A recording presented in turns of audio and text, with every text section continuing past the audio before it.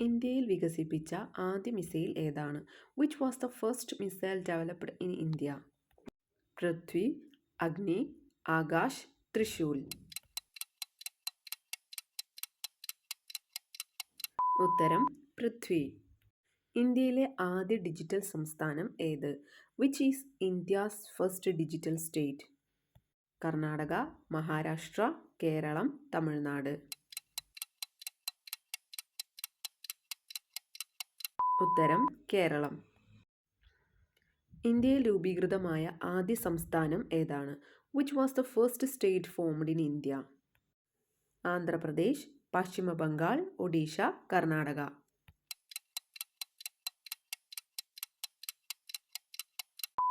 ഉത്തരം ആന്ധ്രാപ്രദേശ്.